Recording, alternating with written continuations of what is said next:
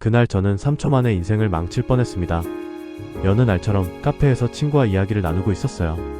그런데 옆자리 남자가 통화를 정말 시끄럽게 하더군요. 처음엔 참았습니다. 하지만 점점 짜증이 밀려왔고 결국 목소리 좀 낮춰주세요 라고 말하려고 자리에서 일어났습니다. 그 순간 제 손이 떨리고 있었습니다. 심장은 쿵쾅대고 얼굴은 화끈거리고 온몸에 긴장감이 가득했어요. 그제서야 깨달았습니다. 아, 지금 내가 감정에 완전히 잡아먹혔구나. 만약 그 순간 그대로 말했더라면 아마 말싸움이 됐을지도 혹은 더 큰 충돌로 번졌을지도 모릅니다. 하지만 저는 그 자리에서 멈췄습니다.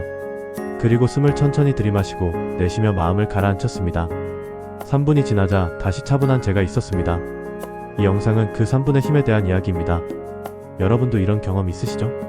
아침에 핸드폰을 보자마자 단체 카톡방에 내 말이 무시된 걸 보고 하루 종일 기분이 상하거나 회의 중 상사의 지적에 얼굴이 확 달아오르거나 엘리베이터 문을 잡아주지 않은 누군가에게 괜히 화가 나거나 이런 순간들이 쌓이면 하루가 망가집니다.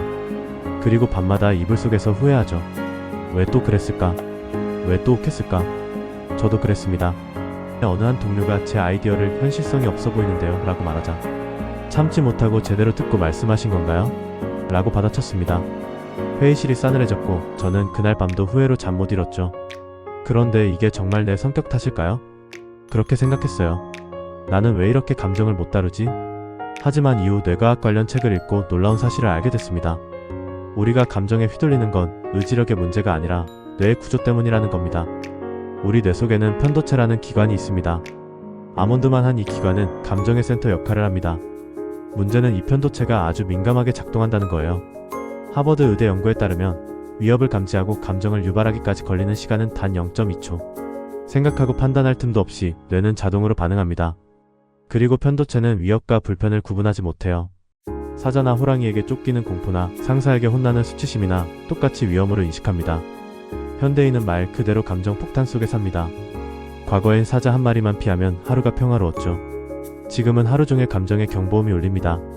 아침 지하철에서 사람과 부딪히고 회사 가자마자 급한 업무 지시, 회의 중 동료와 의견 충돌, 점심시간 식당 대기줄, 오후엔 고객 클레임, 퇴근길엔 꽉 찬 전철 속 숨막힘, 집에 와선 가족 간 갈등.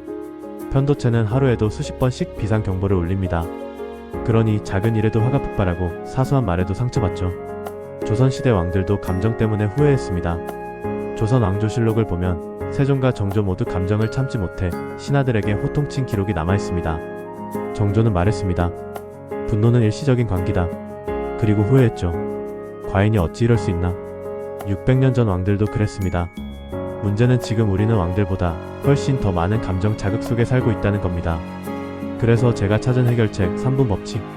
카페 사건 이후 저는 진지하게 제 감정 반응을 관찰하고 실험했습니다.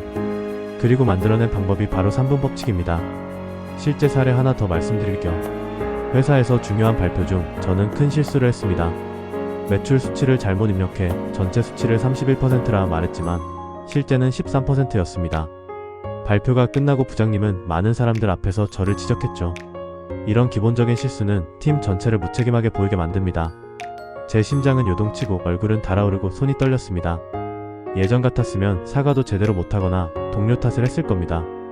하지만 저는 3분을 기다렸습니다. 1분 동안은 호흡에 집중했습니다. 2분 동안은 어깨, 주먹, 턱의 긴장을 관찰했습니다. 3분째엔 마음속으로 말했죠. 이 부끄러움과 화는 잠시 지나가는 감정일 뿐. 그리고 차분하게 말했습니다. 죄송합니다. 바로 수정해 재공유하겠습니다. 부장님은 고개를 끄덕였고 팀원들도 저를 다르게 보기 시작했습니다. 왜 3분이냐고요?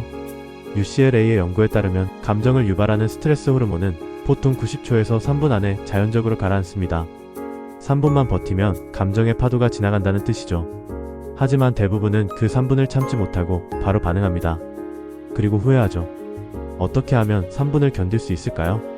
1단계 감정 라벨링. 화가 났구나, 긴장되고 있네라고 감정에 이름 붙이기. 전전두엽이 활성화되며 감정 반응을 낮춥니다. 2단계 몸의 감각 관찰. 어깨가 얼마나 굳었는지, 숨이 어디서 막히는지 관찰하세요. 판단하지 말고 그냥 느끼기만 하면 됩니다. 3단계 3분간 호흡에 집중.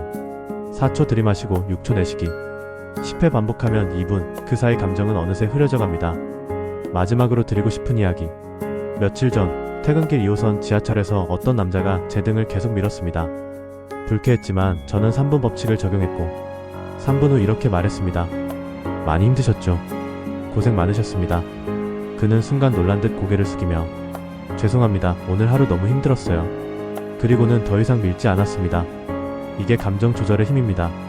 내가 감정을 다스리면 상황도 바뀝니다. 여러분, 감정은 누구에게나 찾아오는 손님입니다. 하지만 그 감정에 어떻게 반응할지는 여러분의 선택입니다.